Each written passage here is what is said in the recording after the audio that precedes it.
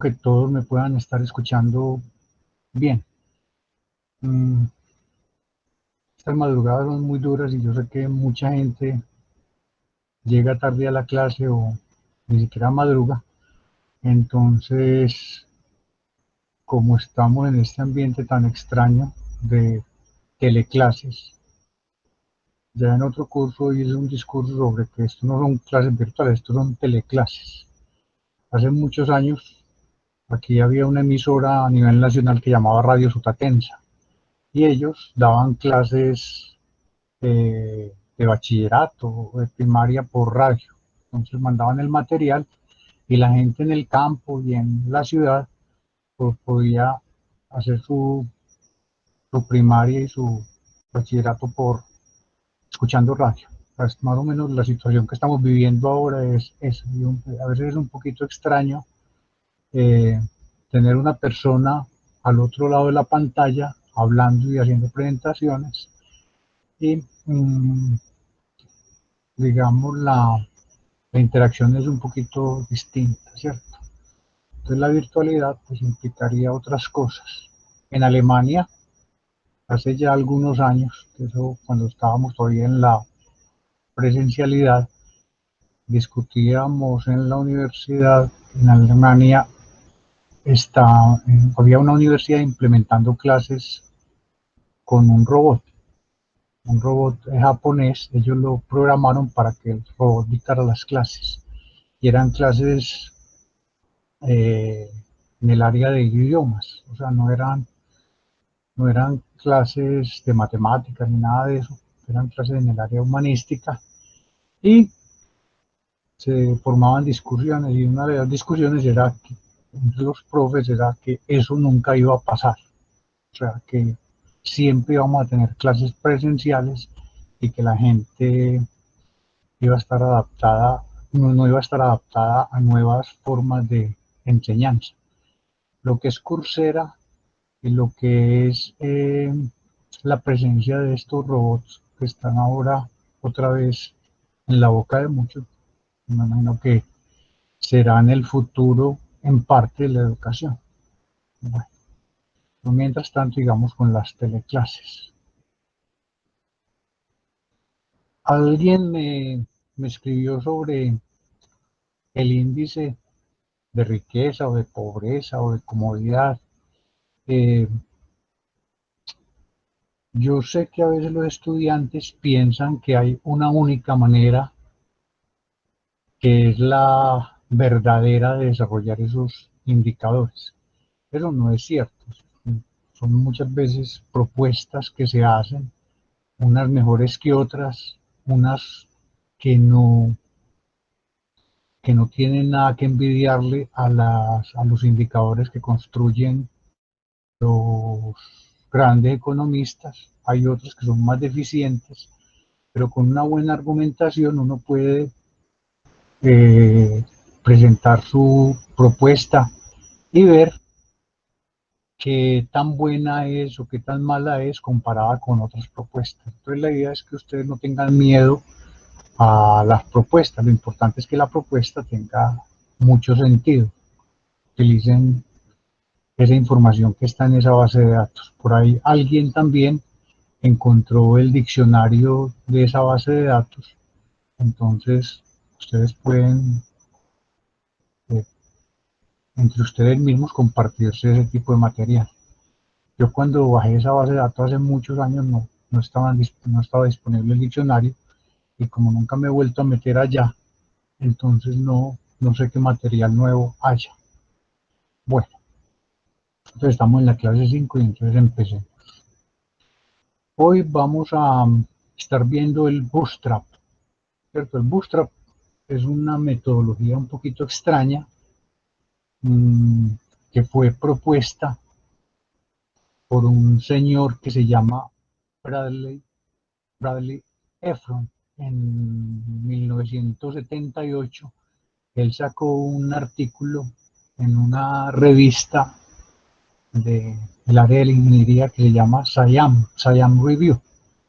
Esa es la sociedad de ingenieros industriales en Estados Unidos y ellos tienen muchas revistas. Una de ellas es una revista de carácter general donde sacan artículos de matemáticas, artículos de optimización, artículos eh, casi filosóficos de la ingeniería, y él sacó el artículo que el título era Thinking the Unthinkable, pensando lo impensable, ¿cierto? Entonces, cómo los computadores pueden empezar a reemplazar los análisis estadísticos fuertes, o sea, por fuerte me refiero yo a los desarrollos matemáticos que ve uno, digamos, en cursos de estadística matemática. Entonces, esta fue una propuesta hecha por alguien que era muy reconocido, o que es, porque todavía está vivo. Él es considerado, junto con David Cox, Sir David Cox, los dos estadísticos vivos más importantes en la actualidad. Eh, entonces, este señor lo que dice es que podemos utilizar la información de la propia muestra para construir la distribución muestral. Recuerden que las distribuciones a veces son muy difíciles de construir. Cuando ustedes en su curso de estadística matemática ven el desarrollo de la distribución T, que es la distribución muestral por excelencia, eh, tienen que integrar, tienen que hacer cosas, es puro cálculo realmente, pero cuando los problemas aún más complejos, esas distribuciones a veces son extremadamente difíciles de desarrollar. Entonces, ¿qué hacen los estadísticos matemáticos? Es recurrir a la asintótica, ¿cierto? Y la asintótica es un terreno muy, muy, muy frágil.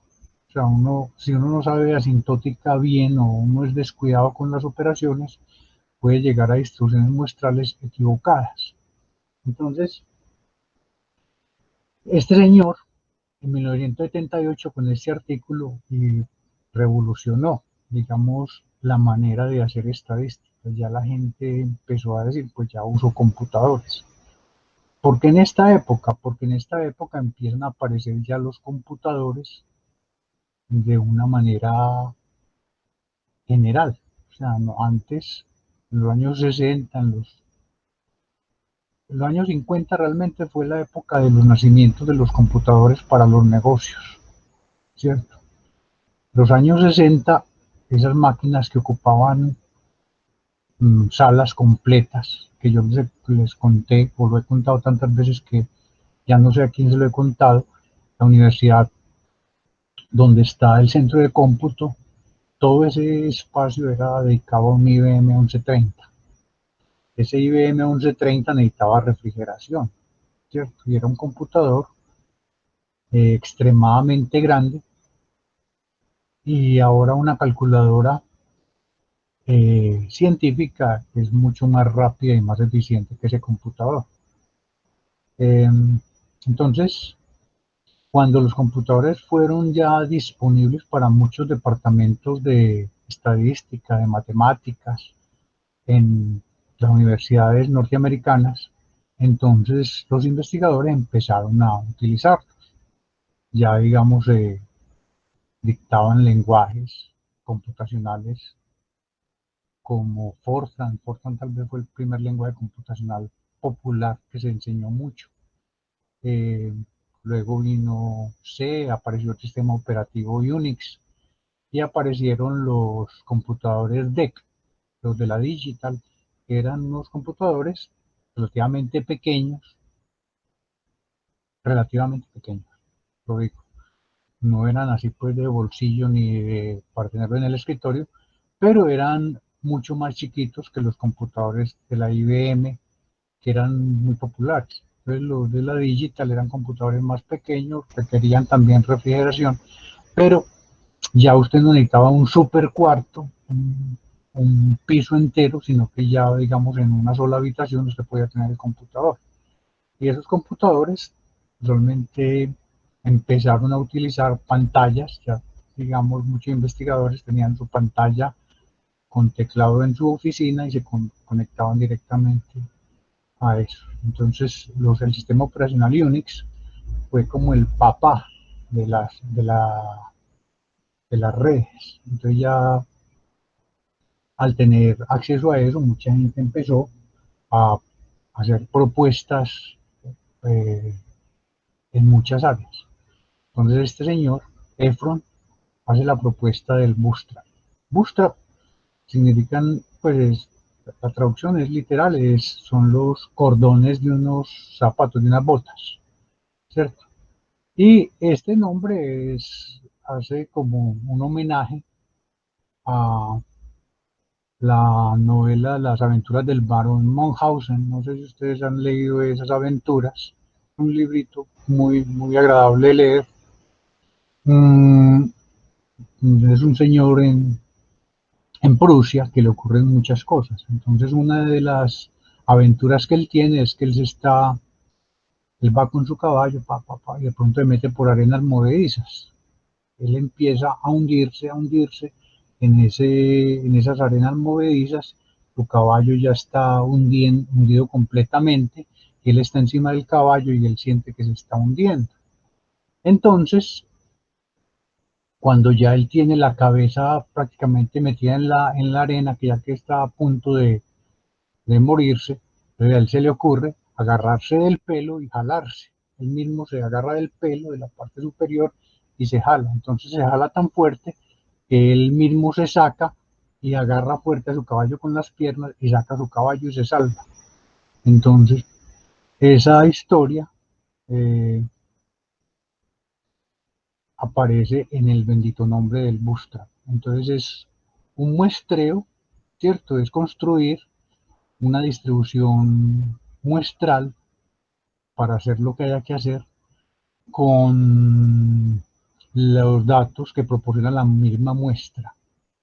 O sea, no hay que recurrir a supuestos, no hay que hacer el supuesto de normalidad o un supuesto de otra distribución, no hay que, sino que la misma muestra es la que genera eh, la información suficiente para construir la distribución muestral.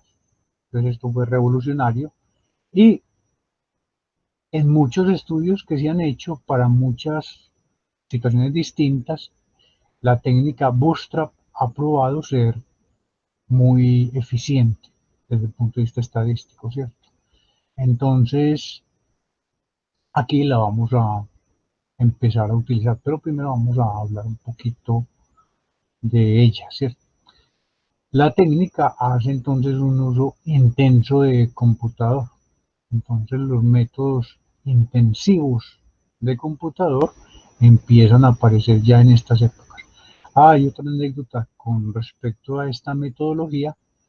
Hay un investigador, un economista de apellido Simon, que él por allá a finales de los años 60 hizo una propuesta muy similar a la de Efron, pero él no le dio nombre, se conocía una especie de remuestreo, y entonces Simon, en algunos textos de él, ha dicho que él fue realmente la persona que inventó el Bootstrap.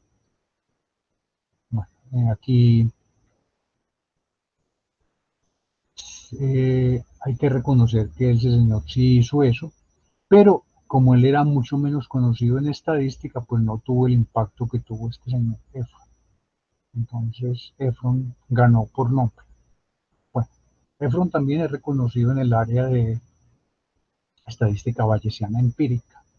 Este señor es uno de los adalides del uso de la estadística bayesiana empírica. Bueno, entonces, eh, el método Bootstrap se ha aplicado o se ha extendido tanto a casos donde hay modelos bien definidos, hay modelos matemáticos bien definidos, como donde no los hay.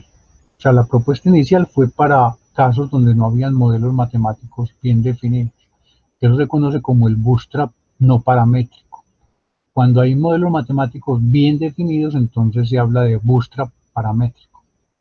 Pues la idea es remuestrear los datos originales, bien sea directamente o vía algún modelo ajustado. Entonces lo que se hace es crear datos simulados, o sea, réplicas, o sea, muestras del mismo tamaño como las originales, pero simuladas. Y a partir de la variabilidad de esas muestras se pueden construir los estadísticos, se pueden estimar los estadísticos de interés y ya entrar a hacer la parte de estimación. Esta metodología se utiliza mucho para la estimación de intervalos de confianza o que se llaman también intervalos bootstrap o para la prueba de hipótesis. Entonces nosotros vamos a estar utilizándola para construir distribuciones muestrales de estadísticos o cosas que son a veces muy difíciles de manejar a nivel teórico. Entonces, el Bootstrap se ha utilizado para construir intervalos de confianza de muchos parámetros. El primero fue el promedio, ¿cierto? Proporciones, percentiles centrales como la mediana, varianzas, cocientes de parámetros. Por ejemplo, el coeficiente de variación, coeficiente de correlación. Ese fue uno de los primeros de las primeras aplicaciones que Efron hizo. Y como el coeficiente de correlación es tan importante, digamos, en especial en el área social, esto tuvo un impacto inmediato. O sea, cuando Efron saca esto, en cuestión de 5 años, el mundo se llenó de artículos de investigación sobre aplicaciones de esa metodología. Entonces, lo que les decía, podemos construir intervalos bootstrap tipo no paramétrico. Entonces, en esos casos no se asume un modelo probabilístico que genera datos. Por ejemplo, no, yo asumo que los datos vienen de una normal. Si no asumo eso, entonces el bootstrap se conoce como bootstrap no paramétrico. O el bootstrap paramétrico en el caso de que usted esté muy seguro que sus datos provienen de una distribución particular.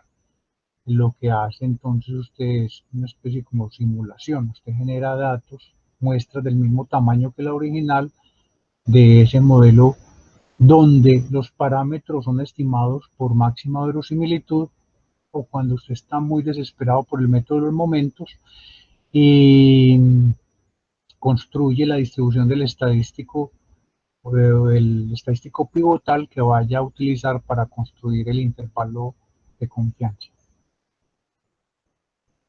Entonces, ¿cómo funciona el intervalo de confianza bootstrap no paramétrico? Si yo tengo mi muestra de tamaño n fijo, ¿cierto? Que aquí la denotamos como x1, x2, hasta xn, como se denota pues, en todos los libros de estadística, la muestra la denotan así. La muestra aleatoria, o sea, todas observaciones independientes e idénticamente distribuidas de la población que asumimos tiene una distribución F, ¿cierto? Esa F entonces vamos a asumir que aquí que no es conocida. Entonces, si la F no es conocida, ¿cómo estima uno la función de distribución? Con la función de distribución empírica, ¿cierto? La distribución de distribución empírica, recuerde que lo que hace es que le da un peso a cada observación de 1 sobre n. Y entonces nosotros podemos simplemente contar cuántas observaciones de esas son menores que un valor particular x chiquito. F sub n de x, entonces contamos cuántas observaciones son menores que, que ese x que estamos nosotros. Entonces, como lo podemos hacer para muchos x, entonces uno puede salir con una distribución que se conoce como una distribución escalonada. Y cada brinquito de esa distribución tiene una altura de 1 sobre n.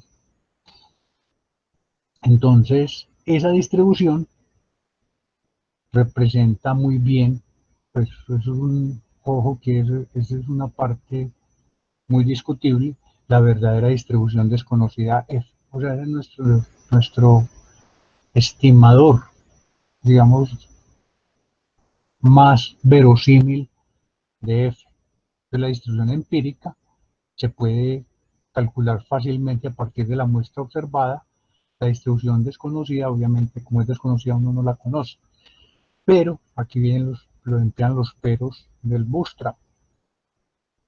¿Cuál es el tamaño de la muestra mínimo para garantizar que este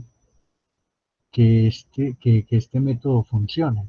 Entonces, ahí vienen problemas muy difíciles de responder. ¿Cuál es el n mínimo? De esto se ha hecho estudios de simulación y eso depende de condiciones de la distribución verdadera que tenga f. En probabilidad, en muchas desigualdades que permiten dar una idea de cuál pudiera ser el tamaño mínimo. Pero este es un tema que está abierto. No hay una garantía de tamaño muestral mínimo. Entonces eso queda ahí como colgante. Entonces, ¿cómo funciona esto? Cogemos la muestra original, la que aparece en la primera línea, ¿cierto? X1 hasta Xn. Y vamos a sacar muestras con reemplazo de tamaño n de ese conjunto de valores.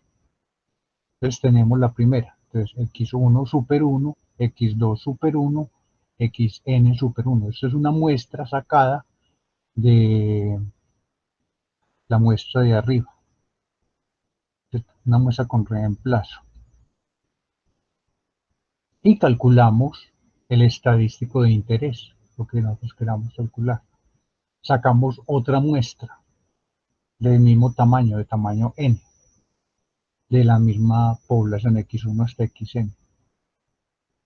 Y sacamos una muestra x super m, fíjense que al final aparece x1 super m, x2 super m, xn super m, y calculamos el estadístico de interés. Puede ser la media, puede ser la mediana, puede ser una proporción, puede ser lo que sea. Y entonces lo que cogemos son esos estimadores, teta 1 gorro super 1, teta 1 gorro super 2, teta 1 gorro super m. Ahí viene la pregunta, ¿ese m qué es? Ese m significa muchos, muy grande, pues digamos 1000, vamos a poner 1000, pero puede representar 2000 o puede representar, eso no utiliza mucho el 999. Un número grande de muestras. Entonces, hacemos el histograma de esos teta gorros. Teta 1 gorro, teta 2 gorro, teta n gorro. Hacemos un histograma, que recuerden, el histograma es el estimador no paramétrico de la densidad. Y esa distribución, ese histograma se conoce como la distribución muestral bootstrap del estimador. Es relativamente simple, la idea es muy simple, pero es muy poderosa. Y entonces podemos hacer inferencia de este estilo, podemos calcular el percentil alfa medios y el percentil 1 menos alfa medios de todos esos teta gorro que se acabaron de estimar. Y entonces Efron argumenta que ese es un intervalo de confianza para teta. Sobre esto hay mucho trabajo. Entonces hay unos intervalos que Efron llama los BC, o sea, corrección de sesgos, intervalos para que aceleran ABC. Entonces hay mucho trabajo sobre esto. Pero nosotros vamos a trabajar con lo más básico, con lo que él propuso inicialmente. Bueno, voy a ver si me están escuchando bien, que pronto estoy hablando en el vacío. Okay.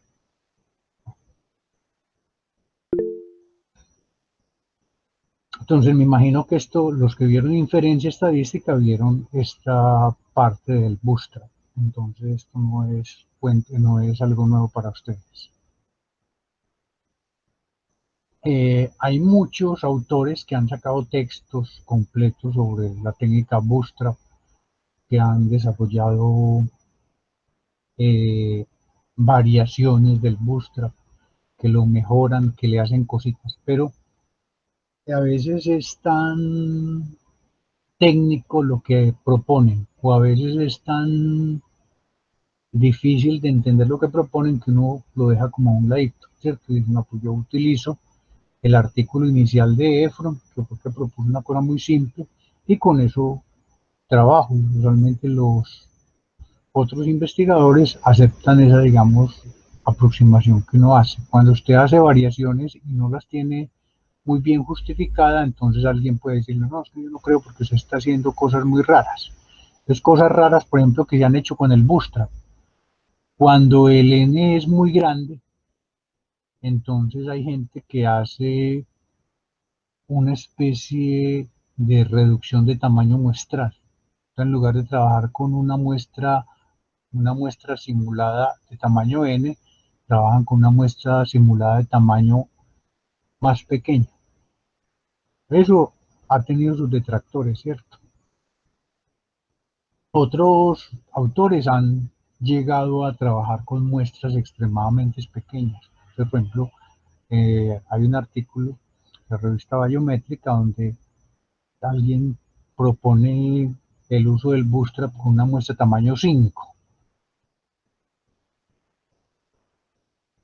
Eso es muy extraño, ¿cierto? Porque uno, realmente aquí en el Bootstrap hay un supuesto muy metido, y es que la distribución empírica es una muy buena aproximación de la verdadera distribución poblacional. Pero recuerden que la distribución empírica es un estimador de la distribución poblacional. Si ese tamaño muestral es muy pequeño, obviamente esa distribución no va a garantizarnos que sea una buena aproximación de la distribución poblacional. Y todo lo que yo haga a partir de ahí, pues va a tener ese problema. Sin embargo, pues esa persona con una muestra de tamaño 5 hizo Bootstrap, lo que pues yo no aconsejo. Yo prefiero que ustedes vayan a teoremas de probabilidad para aproximaciones de distribuciones y miren los n mínimos para garantizar que esa distribución empírica sí se aproxime a la verdadera distribución. Entonces vamos con las pruebas de hipótesis Bootstrap, ¿cierto? Entonces, cuando nosotros queremos probar H0 que pi es igual a un pi teórico, ¿cómo procedemos? Podemos proceder de una manera muy parecida a la que nosotros hacemos con los intervalos de confianza, pero enfocados en la parte de pruebas de hipótesis. Entonces aquí tenemos nosotros que hay un par de señores que dan este argumento. Señalan que para un tamaño muestral fijo, las pruebas Bootstrap son mejores que las asintóticas en el sentido de cometer errores de orden más pequeño. Un error de orden es que, como todas estas pruebas son aproximadas, si usted, por ejemplo, tiene un tamaño de prueba 1 menos alfa, perdón, alfa, entonces la prueba Bootstrap va a estar más cerquita a ese valor que una prueba asintótica, como la chi cuadrado, la tradicional. La prueba chi cuadrado tradicional es una prueba asintótica. Cuando uno calcula un valor P con esa prueba chi cuadrado, uno no sabe qué tan lejos esté ese valor P del verdadero valor P, ¿cierto? Entonces, mmm, nosotros eh, haciendo estudios de simulación podemos chequear qué tan buenas son las pruebas Bootstrap comparadas con las otras. Y en general los estudios que han hecho muestran que las pruebas Bootstrap son muy robustas, son muy fuertes a nivel de tanto de aproximar bien el tamaño de la prueba como las potencias. Entonces, si yo les tuviera que dar una recomendación, les diría siempre hagan una prueba Bootstrap. Bien sea que el cliente les pida la prueba chi cuadrado tradicional, pero entreguenle también el resultado de la prueba Bootstrap. ¿Por qué? Porque es más eficiente. Pues tenemos el estadístico de prueba, ¿cierto? ¿Cómo funciona un estadístico de prueba? Por ejemplo, el G2 o el chi cuadrado de Pearson o cualquier otro estadístico de prueba que a usted se le ocurra. Este estadístico de prueba es pivotal, o sea, pivotal, recuerden en su curso de inferencia, que la distribución no depende de parámetros desconocidos. Un estadístico es pivotal cuando su distribución no depende de los parámetros. Entonces aquí es asintóticamente pivotal, o sea, para n's grandes no va a depender de los parámetros originales de la distribución. Entonces, ¿cómo procedemos? Simplemente nosotros construimos el estadístico, lo aplicamos a los datos y rechazamos H0 cuando ese valor del estadístico supera un nivel crítico, ¿cierto?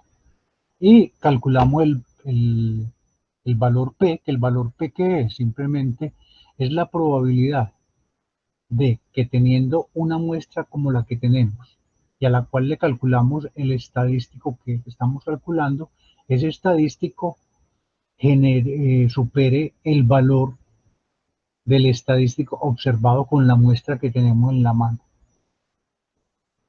O sea, con la probabilidad de obtener valores más extremos que ese.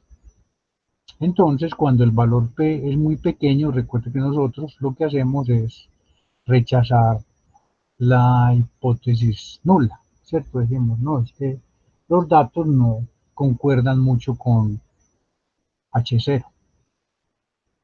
Sobre el valor P hay discusiones completas, hay cientos de artículos que discuten si la interpretación que la gente le da en la vida aplicada es correcta o no es correcta. Mucha gente piensa que un valor P muy pequeño respalda la hipótesis alternativa. No. Además, hay otro problema, digamos, es que bajo H0, asumiendo que H0 sea verdaderamente cierta, el valor P se distribuye uniforme 0,1. Y entonces eso ha generado problemas, sobre todo a nivel de académico. Y uno de los problemas es que mucha gente malinterpreta ese valor P. Sobre todo la gente del área social a veces busca valores P pequeños convencidos de que eso les está diciendo una verdad sobre la alternativa. El valor P nunca considera para nada la alternativa, él solamente considera el H0. Es más, usted puede tener un problema de verificar dos hipótesis simples en las cuales tenga valores P definiendo, intercambiando las hipótesis bien pequeños, entonces ninguna de las dos hipótesis es correcta. Entonces hay muchas formas de demostrar que el valor P es un concepto difícil de manejar. Entonces, ¿cómo procedemos nosotros? Generamos B muestras bootstrap o M. A cada muestra le calculamos el estadístico de prueba con el que estemos trabajando, ¿cierto? Calculamos la distribución empírica de estos valores, o sea, hacemos el histograma.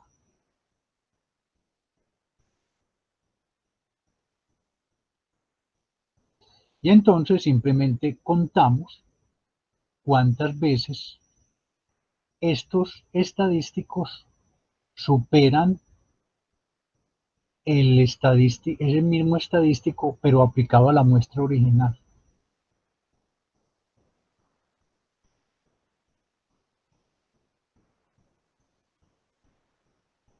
¿Cómo así?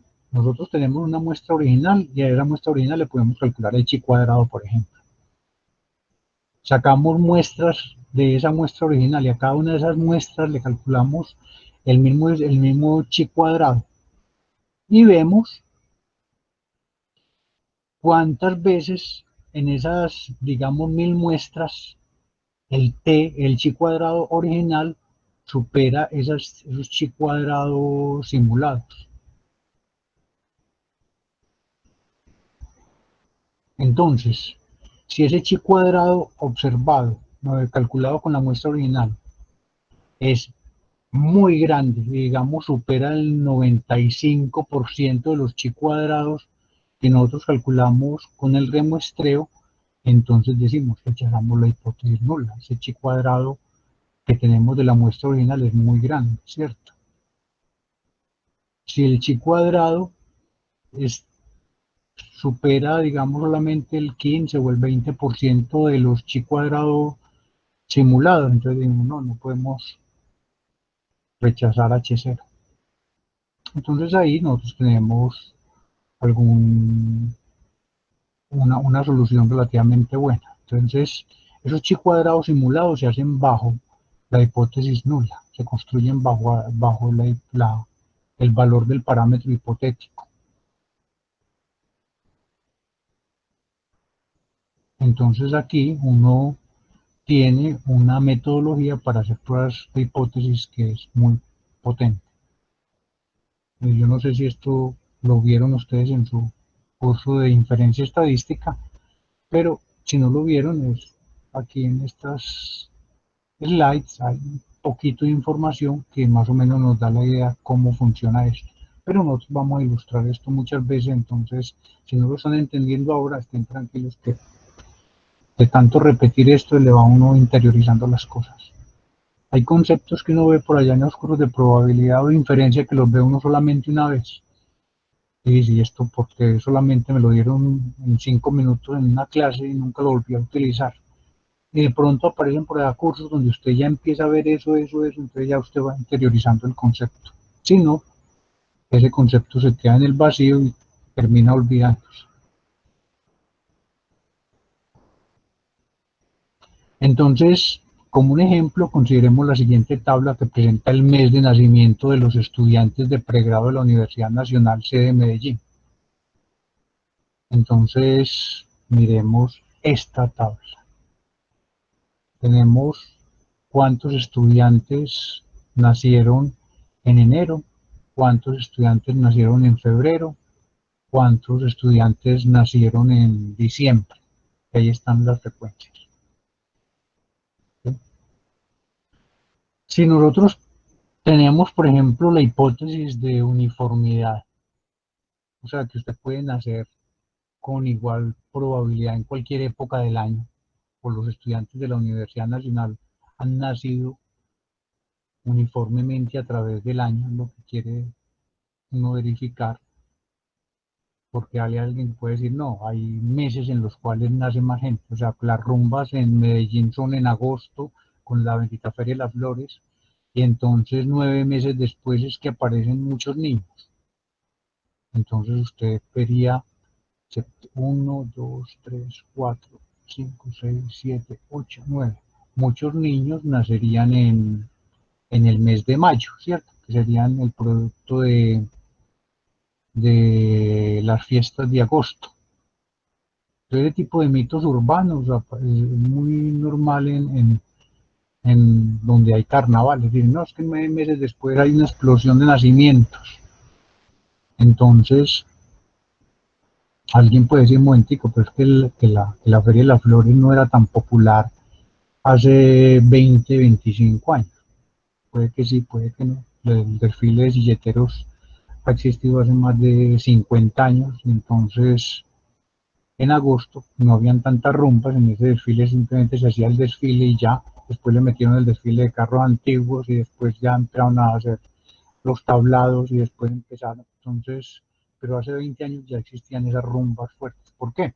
Porque hace 20 años en Medellín, si usted, el año 2000 y antes del 2000, realmente las rumbas fuertes empezaron con la época de los traquetos aquí, ¿cierto? Las rumbas, porque ellos ya en los años 70 y 80, la plata de la droga generó un superávit de dinero, mal habido, pero un superávit, y entonces ellos ya podían traer orquestas internacionales, hacer rumbas, y orquestas que cobraban mucha plata y las traían sin mayor dificultad, montaban sus casetas y se iban para sus discotecas en Las Palmas, cuando estaba lleno de discotecas, y ellos fueron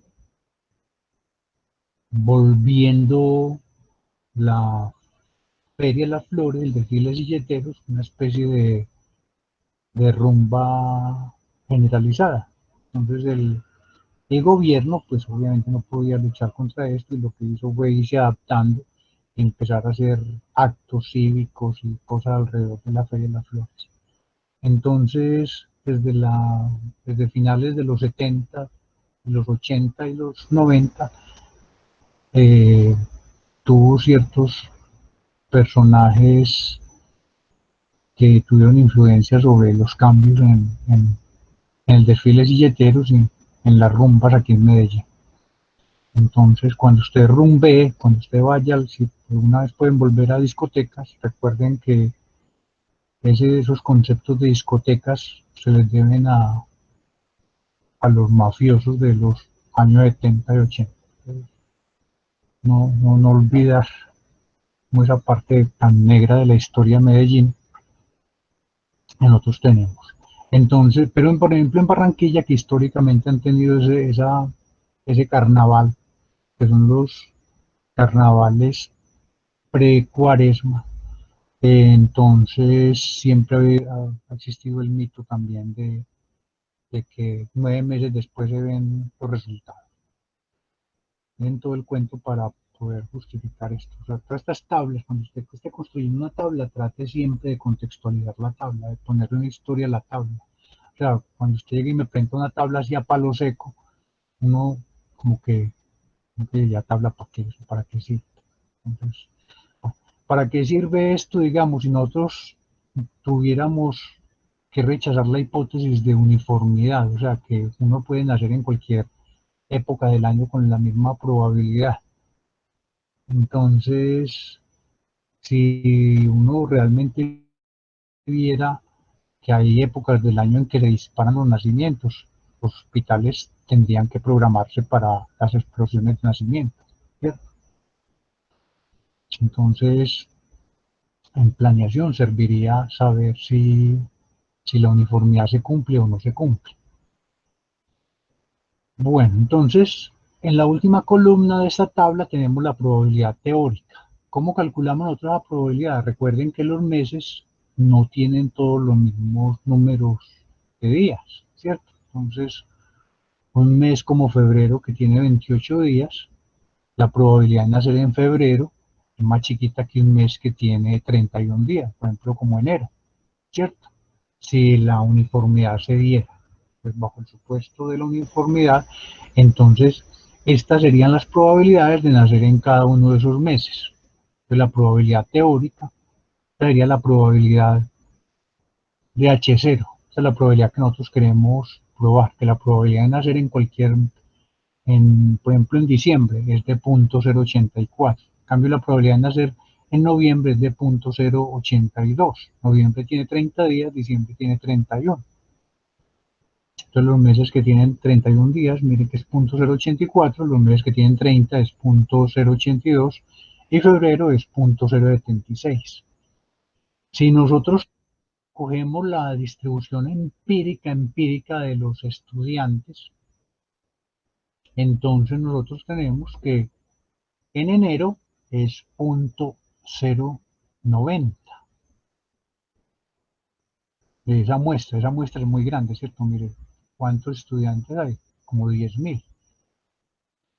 En febrero es 0.075 y el teórico es 0.076. En marzo el observado es 0.078 y el teórico es 0.084. Es como bastante chiquito, ¿cierto? Entonces así podemos comparar. Mire que en diciembre es 0.086 y el teórico es 0.084. En agosto y septiembre, entonces también pasa lo mismo, 0.087 y el teórico es 0.082. Miren que septiembre es el noveno mes del año, entonces esto sería como la consecuencia de las fiestas decembrinas, cosas de ese estilo. Si uno no hace la prueba de hipótesis. Vamos a ver si estos datos los podemos aceptar o rechazar como que provienen de una distribución uniforme, y si no provienen de una distribución uniforme, entonces tratar de justificarlos como estamos haciendo, diciendo que las fiestas de diciembre tienen un efecto en los nacimientos y que por allá en septiembre y en agosto se ven los resultados de las fiestas.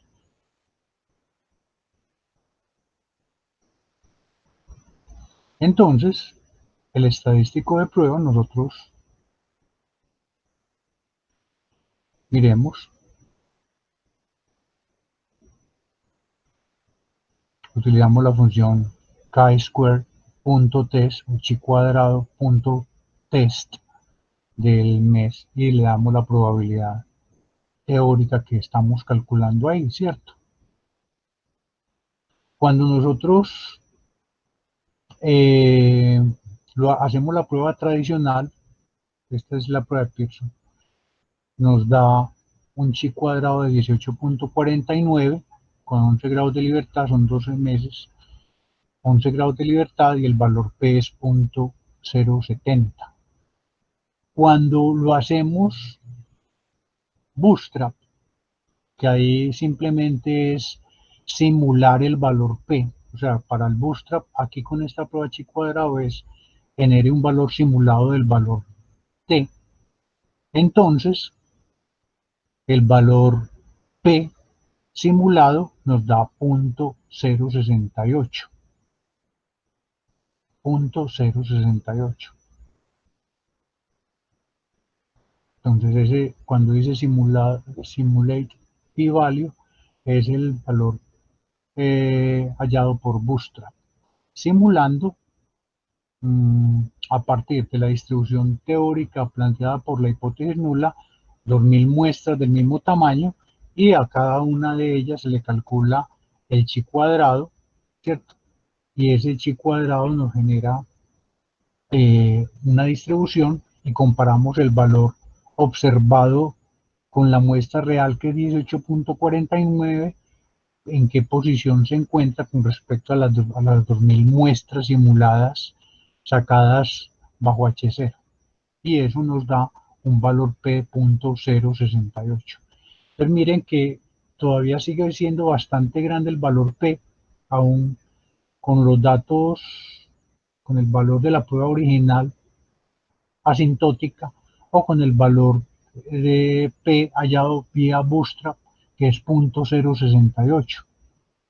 Entonces, no hay evidencia estadística que nos permita extraer, que nos permita decir que los nacimientos no se distribuyen en forma uniforme a través del año. Entonces, todos esos mitos urbanos, al menos en Medellín, no aplican, ¿cierto? Si nosotros utilizamos la prueba G2, nos da un valor P también bastante parecido al valor P que encontramos con la prueba chi cuadrado sin Bootstrap. Miren que el valor P de la prueba G2 es 0.069 y el valor Bootstrap es 0.068. Entonces ahí estamos que, como son tantos datos, definitivamente, y la aproximación es tan buena, entonces nosotros no tenemos como mayor dificultad, bien sea trabajando con distribuciones aproximadas como trabajando con Bootstrap. Entonces aquí tenemos ya haciéndolo a mano, pues que esto no lo haría uno nunca, entonces haciéndolo a mano nos da esto.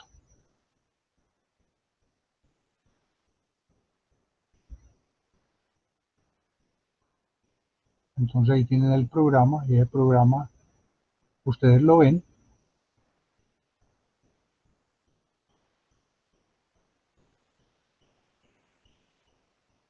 Sacamos muestras Bootstrap y ese valor nos da 0.076. O sea, en este Bootstrap aquí lo estoy haciendo de una manera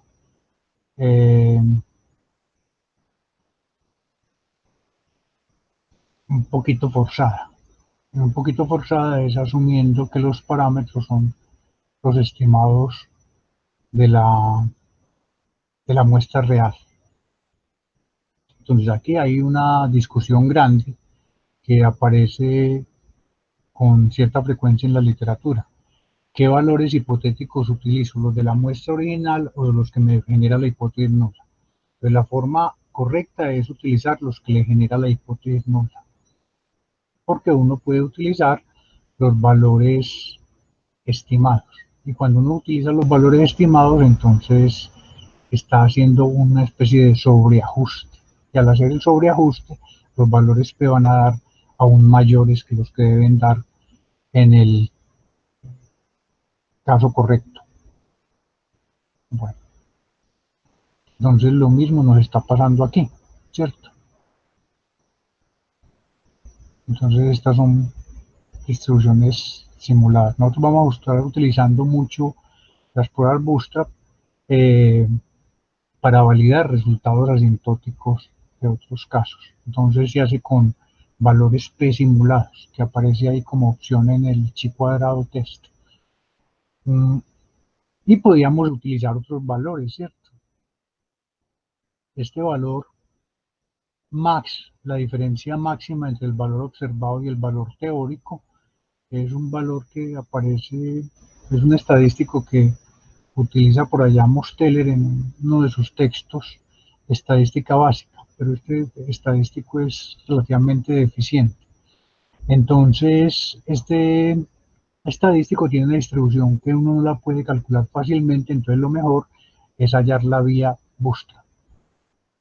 Y el valor P en ese caso nos da 0.23. No, todavía el valor P es mucho mayor que en el caso de utilizar toda la información de la hipótesis nulla, ¿cierto? Bueno, entonces ahí terminamos con la parte de Bootstrap. Entonces recuerden, es una técnica muy poderosa que nos permite construir intervalos de confianza y nos permite hacer pruebas de hipótesis.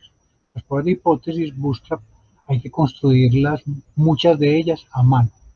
Y puede uno entonces estar en situaciones a veces que hay que resolver, pero la recomendación mía es utilicen siempre para generar las muestras el valor hipotético. Hay personas que dicen que no, entonces si yo estoy utilizando el valor hipotético, yo estoy haciendo es una simulación sencilla y llana. Otras personas, yo por ejemplo argumento que eso es una aproximación bootstrap porque yo estoy sacando muestras del mismo tamaño que la muestra original y estoy calculando el estadístico de prueba o la distribución del estadístico de prueba utilizando el, la información equivalente a la que se tiene en la muestra. Entonces ahí hay algún tipo de discusión. Pero bien sea que usted acepte o no que es bootstrap, de todas maneras los resultados vía simulación realmente son muy robustos. Bueno, ya empezamos entonces con la parte estadística para tablas de contingencia. Entonces recuerden que las tablas 2x2 son como el corazoncito de todo el análisis de tablas de contingencia. O sea, probablemente mucha de la metodología que está desarrollada para tablas de contingencia fue desarrollada inicialmente para tablas 2x2. Recuerden los esquemas de muestreo. Recuerden el famoso experimento de Fisher con la dama del té, ¿cierto? Si alguien no se acuerda, pues simplemente es ese experimento donde a una señora se le pone a decidir cuál de las tazas de té se le puso primero el té y a cuál se le puso de segundo el té, y esa señora tenía que decir a esta fue primero, a esta se le puso de segundo, en un experimento donde habían 8 réplicas, o sea, habían 8 tacitas de té. La señora las probó y generó una tabla que se volvió muy famosa, con muchas historias. Y recuerde que a nivel de diseño experimental, ese problema ha tenido muchas discusiones porque unas personas dicen que eso no se debió haber hecho así, que se debieron haber cogido 8 personas independientes, todas conocedoras o catadoras de té, que a veces las he hecho, ¿cierto? Que la misma señora solamente puede dar información sobre ella misma. Y otro problema es que ese es un tipo de medidas longitudinales, o sea, que son tomadas sobre el mismo sujeto a través del tiempo. Entonces, todo ese tipo de discusión ahí siempre hay que tenerlas en la cabeza porque aparecen en, con frecuencia datos que son tomados del mismo sujeto y usted no los puede considerar independientes. Entonces, ahí metodológicamente no sabe uno si fue una falla de Fisher o como dicen los defensores de Fisher, simplemente él quería ilustrar el problema. Bueno, bien o mal, donde él empiece a considerar el problema de sus medidas repetidas, donde al mismo sujeto se le hacen las mismas mediciones en distintos puntos del tiempo, tendría que generar un efecto, un modelo que considerara la asociación de carácter temporal, ¿cierto? La correlación que hay entre las medidas a través del tiempo. Miren, les comentaba yo, si se acuerdan, el efecto del aguardiente. Los que toman licor, entonces el primero sabe distinto a lo que sabe el segundo y ya el segundo sabe muy distinto a lo que sabe el décimo aguardiente que usted se toma, ¿no? Pues los que toman aguardiente. Y ya si usted toma 20, me imagino que eso ya no le sabe a nada, sino que ya usted está en un estado eh, completamente diferente. Entonces ahí nosotros tenemos eh, situaciones experimentales que hay que en teoría saber manejar. Entonces, las medidas de asociación en tablas 2x2 hay muchas. La mayoría de las propuestas son elaboradas muy ad hoc, o sea, porque los mismos modelos no tienen internamente una medida de asociación. Entonces, esta ha sido un área donde hay tantas propuestas que cuando uno, por ejemplo, un investigador del área social le dice, ve, ¿yo qué medida debo utilizar? Uno le queda callado porque ¿qué recomendación le doy? Hay en algunos casos en los que es relativamente fácil, en otros es muy difícil. Entonces, la primera medida de asociación que nosotros vemos y que tal vez sea de las menos utilizadas, es el coeficiente de correlación. ¿Cómo así? Si calculamos el coeficiente de correlación común y corriente. Entonces, podemos hacer una emulación. Vamos a suponer que las categorías de la tabla 2x2, una variable tiene categorías denotadas por 0 y 1 y la otra variable tiene categorías denotadas por 0 y 1, o sea, son numéricas. Entonces, por ejemplo, yo tuviera una categoría hombre-mujer, entonces digo hombre le voy a poner el valor de 0, mujer le pongo el valor de 1. ¿Le gusta la Coca-Cola? Sí y no. Entonces a la categoría sí le pongo 1 y a la categoría no le pongo 0. Entonces yo tendría para un sujeto, tendría una información, un vectorcito que sería el primer, digamos, el primer elemento de ese vectorcito sería el género y el segundo vectorcito sería le gusta la Coca-Cola o no. Entonces si yo pienso esto en una muestra de tamaño n, entonces yo tendría un vectorcito de tamaño n de ceros y unos, donde ese vectorcito me da información sobre el género, hombre o mujer. Y tendría otro vectorcito donde tendría información sobre si le gusta o no la Coca-Cola. No le gusta la Coca-Cola, 0, 1, le gusta la Coca-Cola. Y yo simplemente calculo la correlación, la función cor entre X y eso me da una medida de asociación. La correlación ahí como está planteada, pues simplemente ya es un resultado final de una manipulación algebraica. Ese es el coeficiente de correlación normal que nosotros conocemos. Esa es una medida de asociación.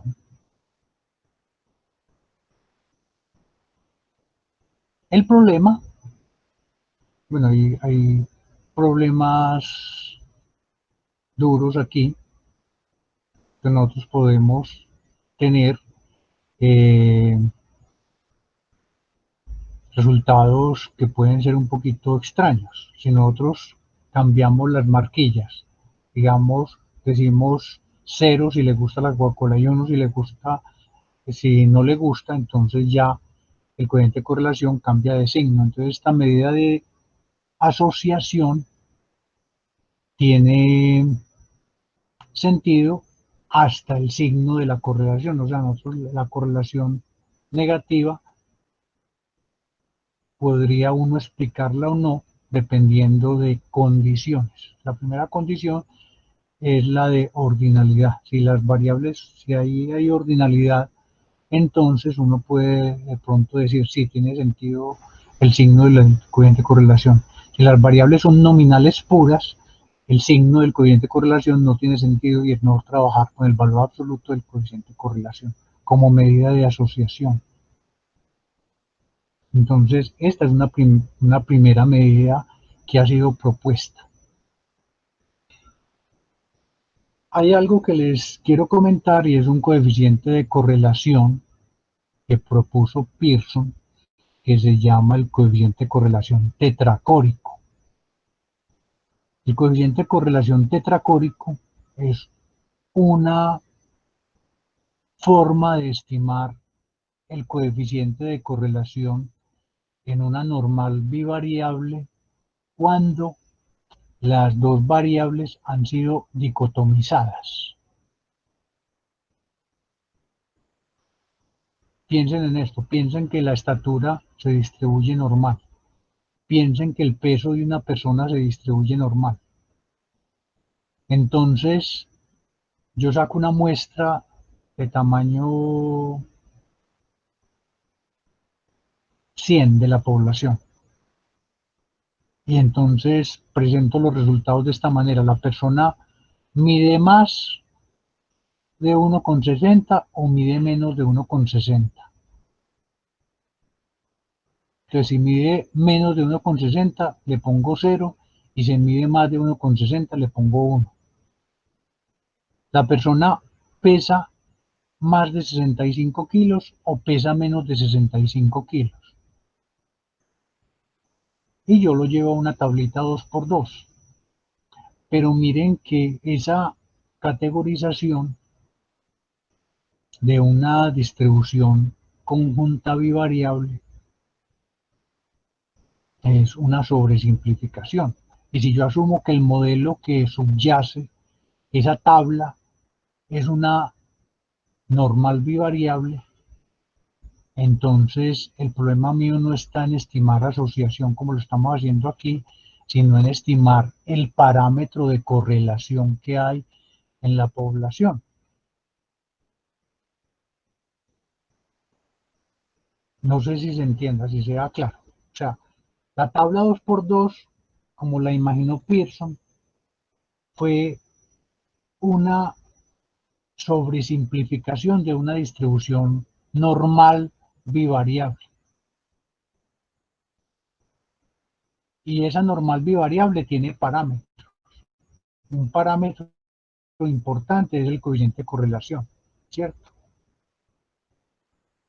Entonces, él desarrolló un método para hacer la estimación del coeficiente de correlación de la distribución normal bivariable que se conoce como el coeficiente de correlación tetracórico. Y es difícil de calcular porque tiene que considerar la distribución normal bivariable. Entonces ahí hay un trabajo que nosotros vamos a ver posteriormente, ¿cierto? Que es estimar ese coeficiente de correlación. Y ese coeficiente de correlación tetracórico sirve, por ejemplo, para estimar modelos muy complejos como son los modelos de estructuras de covarianzas. ¿Por qué? Porque muchas encuestas que se hacen en el área social nos llevan a valores de 0 o 1. Por ejemplo, yo le hago la pregunta a usted, ¿usted está feliz o triste en este momento? Entonces usted me dice, estoy feliz, pero los grados de felicidad no son los mismos. O sea, si usted piensa, hay unas personas que están exultantes de felicidad, de otras personas que están felices, pero no tan felices. Entonces, si uno, cuando uno discute con sociólogos, se mete en cosas de este estilo, es el nivel de felicidad es una especie como de variable continua, ¿cierto? Entonces usted estaría en un estado de felicidad o de infelicidad, porque, eh, en una escala continua. Hombre-mujer, yo recuerdo que esta pregunta la hice yo a una investigadora una vez, cuando yo estaba trabajando modelos de estructura de covarianza con ella, y entonces yo le dije, pero es que la variable género es categórica. Me dijo, un momentico, la feminidad o masculinidad de un sujeto depende de hormonas, y esas hormonas se pueden de alguna manera medir. Entonces hay mujeres que son más mujeres que otros, u hombres que son más hombres que otros en el sentido de esas hormonas. A mí me pareció muy raro, pero la justificación que daba ella para una variable subyacente, eso se conocen como variables latentes, ¿cierto? Unas variables que están por debajo, que son las que generan la observación, y uno observa hombre o mujer, uno no observa la cantidad de hormonas que usted tiene en su cuerpo. Entonces yo no puedo decir, es que usted es más hombre que aquel que está ahí sentado al pie suyo porque usted tiene más hormonas masculinas que esta otra persona, testosterona o cosas de esas. O usted es más mujer que esta otra que está sentada al lado suyo. Entonces un sujeto, dadas esos niveles de hormona, podría estar sobre un continuo, ¿cierto? Pero no en la práctica observa es hombre-mujer, no observa nada. Entonces eso tiene tanto de largo como de ancho. Entonces ese supuesto de que lo que nosotros observamos como dicótomo es simplemente el reflejo de una variable que está por debajo, que subyace. Esa variable que subyace se llama variable latente. Y eso obliga a pensar en unos coeficientes de correlación que consideren las variables latentes, que es el modelo normal, es el típico que se asume, que subyace debajo de esas variables binarias que se están observando. Eso hilar muy fino, pero se utiliza mucho. Y en los programas de estructuras de covarianza, cuando le dicen a uno, usted va a trabajar con matriz de correlación tetracórica, que sí, entonces uno puede hacer eso.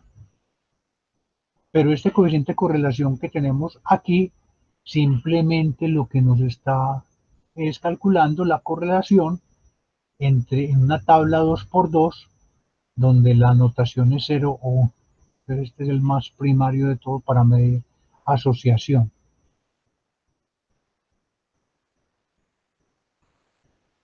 Entonces, algunas propiedades, ρ es igual a 0 si las variables son independientes. Entonces aquí eh, puse la cosa al revés. Si las variables son independientes, ρ es igual a 0.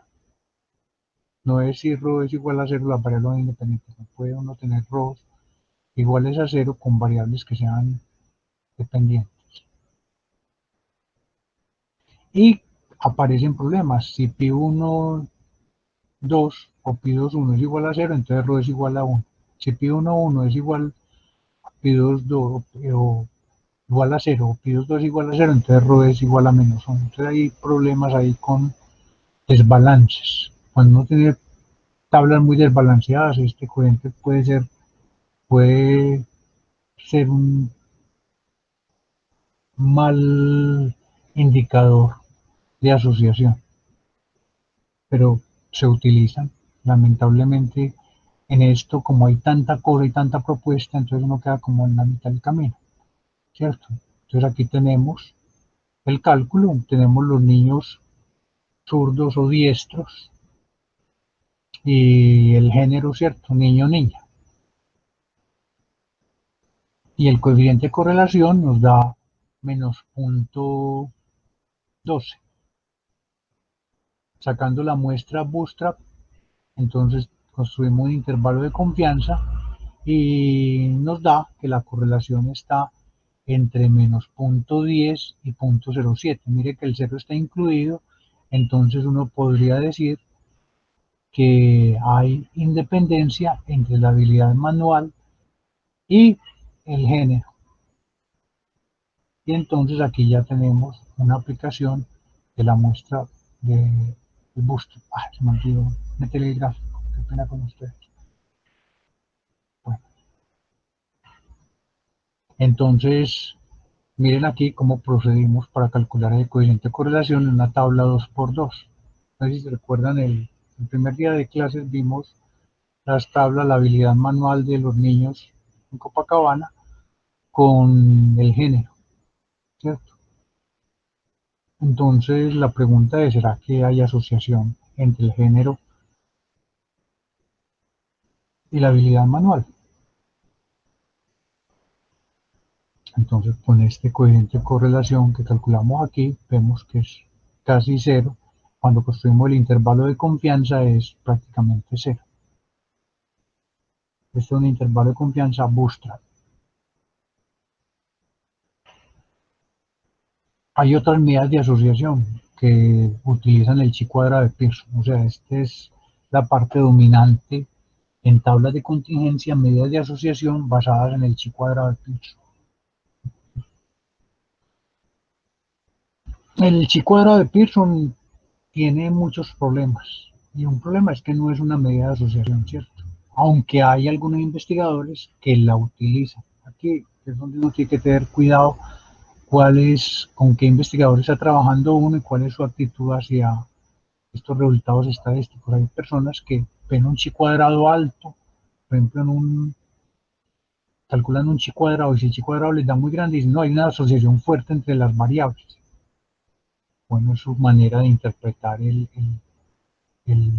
problema, ¿cierto?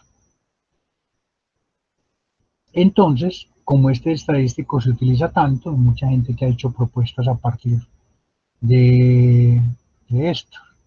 Entonces aquí hay que tener mucho cuidado porque esto pueden salir muchos problemitas chi cuadrado de Pearson.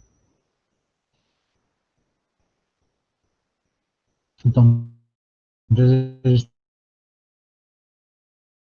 está en una tabla 2×2, el chi cuadrado tiene una expresión difícil de interpretar y cargar de interpretación probabilística. Estas medidas no las recomiendan. Mire, un estadístico que es muy reconocido, que tiene libros de tabla de contingencia y no recomienda estas medidas. Entonces uno está como siempre con un barco a la deriva. Uno dice, pero si unos estadísticos no recomiendan esto. Y cuando yo me voy a trabajar con sociólogos o con psicólogos, ellos lo usan. Pues, yo no puedo irme a pelear con el que me paga, ¿cierto? Entonces yo tengo que le acomodo las cosas y trato de buscar interpretaciones que sean decentes y que la persona quede tranquila con la interpretación.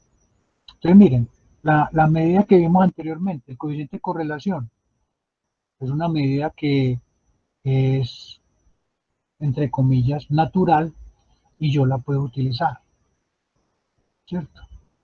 Digo, una medida de asociación. Entonces el cero está en el intervalo de confianza, entonces puedo asumir que hay independencia. Entonces, mire que la conclusión ahí es casi directa.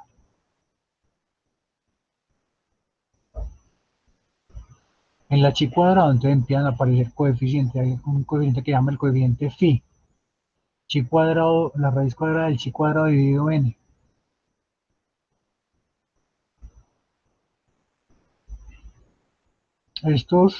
Realmente estas variaciones lo que han hecho es tratar de buscar normalizaciones de la prueba chi cuadrado, del estadístico de prueba chi cuadrado. Normalizar, por normalización entendemos aquí llevarlo a una escala, por ejemplo, que vaya de 0 a 1. y que 1 signifique una alta asociación y que 0 signifique que no hay asociación. Ese es el ideal, ¿cierto? El ideal de la medida.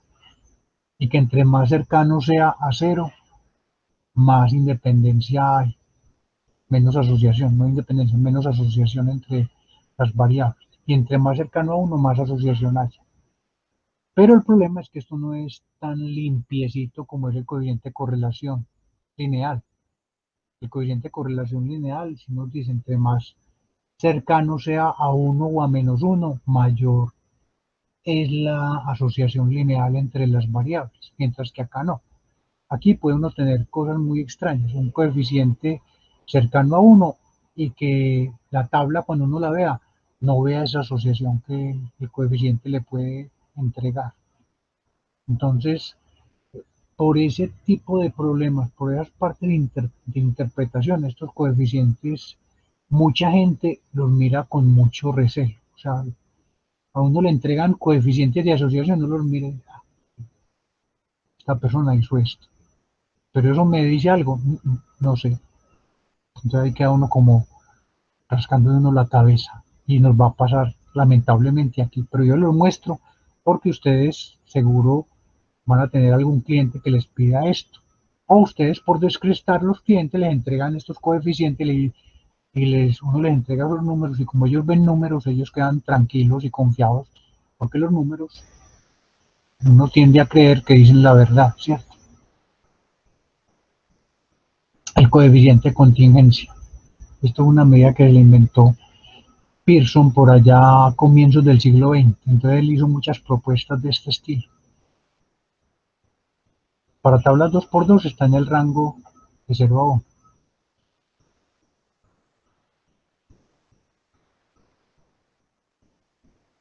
Entonces, ¿qué? Nos pasa lo mismo que con el coeficiente anterior. Es una medida que llaman de asociación, ¿cierto? Entre más grande sea ese chi cuadrado, más asociación hay. Y está normalizada porque yo estoy dividiendo por el chi cuadrado más un n, más el efecto del tamaño muestral.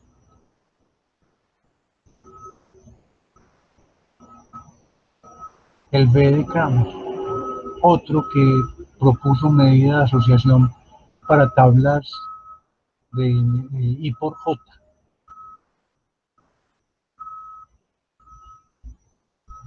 El coeficiente de Suprof, otro que propuso. Hay una cosa muy simpática con estas personas que hicieron propuestas de este estilo. Por ejemplo, Kramer era un matemático.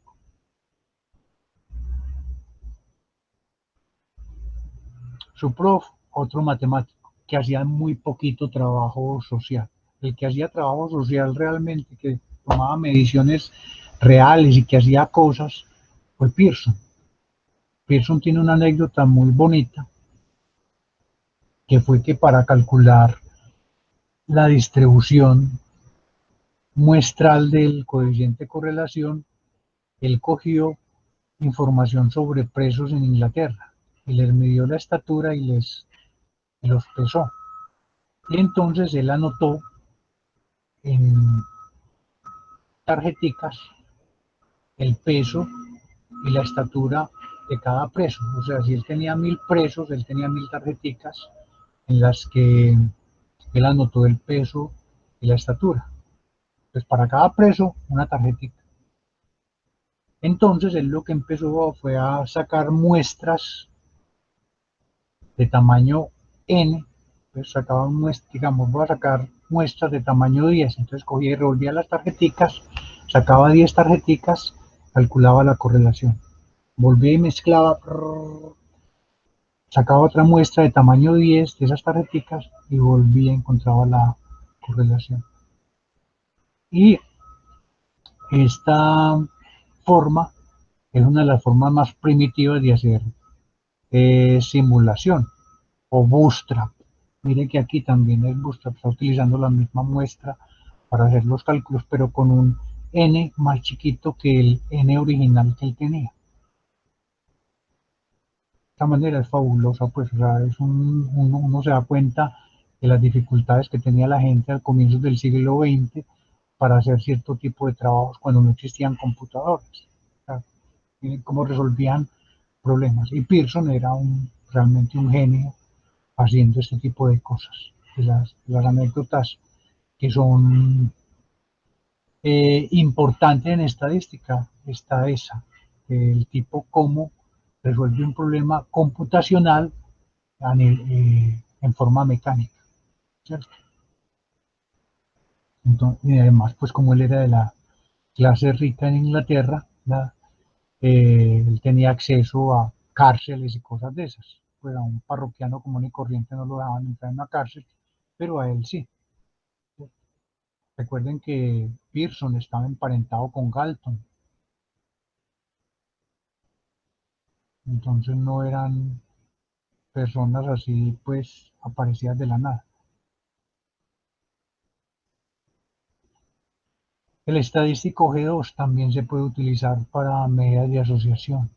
Entonces aquí tenemos o el chi cuadrado o este. El Q de Yule. Yule sí fue otro estadístico, él trabajó con Pearson. El hombre lo conoció pues. Eh, y esta medida es muy popular.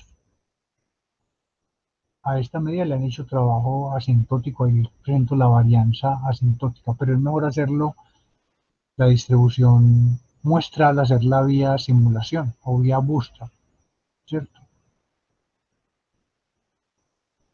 Y hay una interpretación sobre con los valores extremos, asociación positiva o negativa. Dependiendo si las variables son ordinales, ya uno puede hablar de positivo o negativo, pero si las variables son nominales, no tiene sentido hablar de asociación positiva o negativa.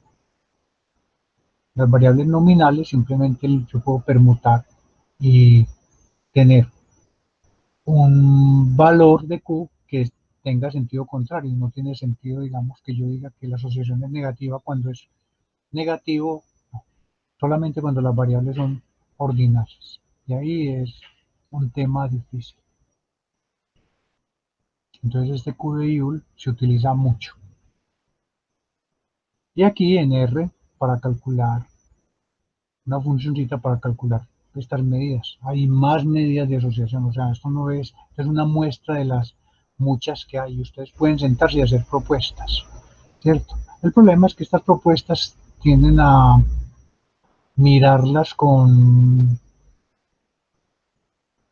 despectivamente, o sea, cuando a uno le viene un investigador con un paquete de estas medidas, a otro más que está haciendo y repitiendo esto, pero no es capaz de darme una interpretación. Entonces, miremos los resultados de esta medida de asociación para los datos de los niños y la destreza manual. El chi cuadrado me da 0.07, el phi me da 0.012, el c me da 0.012, el b me da 0.012, el t me da 0.012. En este caso todos me dieron lo mismo porque las tablas son 2 por 2, pero el q me da 0.33. Es un poco de veces más grande que los otros, ¿cierto? Me da 33 veces más grande. Y esas son las cosas que molestan, que esos números en sí mismos no dicen absolutamente nada. Uno puede decir, no, están cercanos a cero y entonces hay independencia. No, para uno probar independencia tiene que haber la prueba de hipótesis, ¿cierto? Pero si ese valor, por ejemplo, como 0.33, uno dice, no, es que hay una ligera asociación, pero como que ligera asociación, uno cómo interpreta eso, que los otros coeficientes me dicen que no hay. Entonces aquí yo no puedo sacar conclusiones directamente de estos números, que es lo que decepciona el uso de estas medidas de asociación, ¿cierto? Aunque las podemos utilizar, como les dije yo anteriormente, para descrestar a los clientes. Uno le entrega esos números y ahí están las medidas de asociación, chévere. Y entonces interpréteme eso. Entonces uno, a partir de la prueba chi cuadrado, que la prueba chi cuadrado a uno no le rechaza independencia entre la habilidad manual y el género. Entonces uno dice, no, pues que mire que está muy cercano a cero, entonces eso me está mostrando independencia. Pero esa conclusión la está sacando uno de la prueba de hipótesis, no de este indicador directamente. Estos indicadores tienden a no decir mucho. Entonces yo les recomiendo que sean muy cuidadosos con este tipo de medidas. Por ejemplo, el SAS, cuando usted utiliza el ProFreak por defecto le entrega a usted un poco de medidas de uno, como eso lo sacó SAS, entonces uno es desesperado y dice, si eso lo sacó SAS es porque tiene que ser útil. Y si lo sacó SAS, tengo que interpretárselo al cliente. Entonces, muchos analistas, yo muchas veces he caído en ese problema, ¿cierto? Me desespero, quiero mostrarle que yo hice muchas cosas, entonces le entrego ese paquetado de indicadores. Y uno es con el temor que no me vaya a preguntar, que no me vaya a preguntar porque no sé cómo darle la interpretación de este coeficiente. Pero ahí es donde les digo, es peligroso sacar cosas que a veces tienen interpretaciones un poquito perdidas. Entonces el coeficiente de correlación que vimos al comienzo es mucho más sencillo, más claro, ¿cierto? Y además le podemos calcular un intervalo de confianza.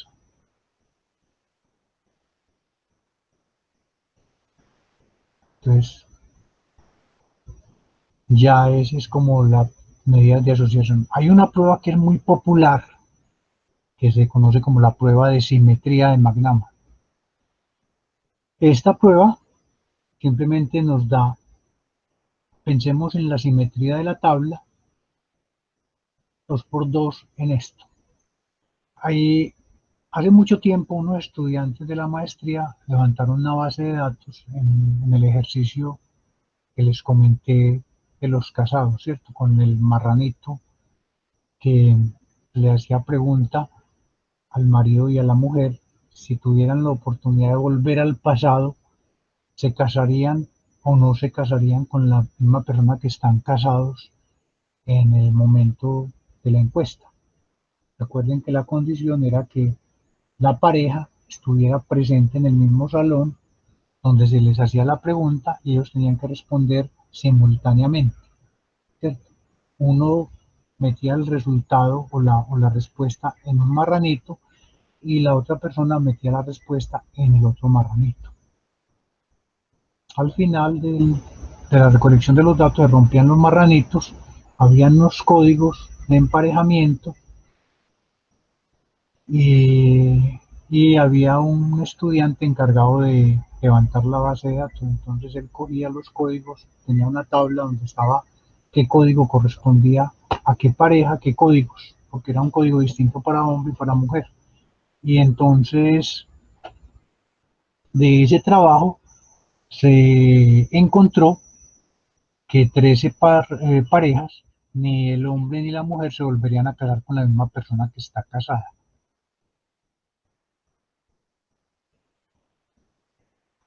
97 personas, parejas, 97 personas sí se volverían a casar con la misma persona que están casadas. Y hay 25 personas en que uno de los dos no se volvería a casar con la misma persona que está casada. Digamos aquí sobre, me olvidó colocar hombre-mujer. Entonces creo que es hombre y la otra es mujer. Entonces 25 hombres, voy a poner así, no se volverían, sí se casarían con la misma pareja y la mujer, 25 mujeres no se casarían con esa pareja. Entonces el hombre está feliz y la mujer no está feliz, ¿cierto? Que pasa en muchos matrimonios. El hombre sale, parrandea, rumbea, va a la casa, la mujer va y le sirve la comida y él dice, uy, esta mujer sí me quiere mucho porque me sirve la comida, yo soy feliz, pero ella está amargada e infeliz. Y en 12 casos, el hombre no se casaría y la mujer sí se volvería a casar con el mismo tipo que está casado. Entonces, eso está en situaciones, por ejemplo, donde hay tipos que llevan tiempo con la mujer, entonces ya se aburren de ver la misma mujer y ya quisieran tener otra mujer a volver a repetir la misma historia, ¿cierto? A la gente que se separa y se vuelve y se casa tiene al final como una conclusión muy triste y es que uno siempre vuelve y repite como la misma historia. Entonces, tenemos unas parejas disparejas, ¿cierto? Las parejas que un cónyuge dice que sí y el otro dice que no se volvería a casar. Entonces, aquí lo que queremos verificar es que la proporción de hombres que se volverían a casar y la mujer no se volvería a casar es la misma que la proporción de hombres que no se volverían a casar y que la mujer sí se volvería a casar. ¿Sí se entiende la prueba? Estamos viendo la, no la diagonal principal, sino la diagonal secundaria, si los datos se parecen o no se parecen. Entonces, esta prueba se conoce como prueba de simetría. La simetría es si la proporción de hombres insatisfechos y mujeres satisfechas es igual a la proporción de hombres insatisfechos y mujeres satisfechas. ¿Sí lo estoy diciendo bien? Entonces recuerden, en un matrimonio el hombre puede estar satisfecho y la mujer insatisfecha. Y en la otra puede estar el hombre insatisfecho y la mujer satisfecha. Entonces lo que se quiere probar es si las probabilidades de esas situaciones son iguales o no. Eso es lo que se conoce como prueba de simetría. Entonces, esa prueba de simetría es muy famosa y hay una librería que se llama C-Test que la tiene ya programada. Entonces, en este caso, el valor P para la prueba de simetría nos dio 0.048, ¿cierto? Entonces rechazamos H0. No hay simetría en esa prueba. O sea, hay más mujeres insatisfechas cuando el hombre está satisfecho que hombres insatisfechos cuando la mujer está satisfecha. Mire que muchos hombres están ciegos ante la insatisfacción de su pareja y esta prueba de simetría nos está permitiendo construir o hacer esa afirmación, ¿cierto? Para esta base de datos. Entonces mire que esta prueba es, es útil, sobre todo cuando uno puede hacer una construcción teórica alrededor del problema, o sea, dar una justificación. Entonces uno con un sociólogo o con un psicólogo de parejas podría entrar a discutir por qué se presentan estas situaciones y eh, por qué se obtienen estos resultados. Entonces esto es como el material que tenemos para hoy. Ya entonces en la próxima clase continuamos con modelos para tablas de contingencia. Mire que hoy fue como un poquito general la clase. Todos estos conceptos los vamos a estar utilizando, pero con mucho cuidado. Las pruebas Bootstrap y los intervalos Bootstrap sí los vamos a utilizar con mucha frecuencia. Entonces vamos a estar trabajando sobre eso. Bueno, muchas gracias por la asistencia.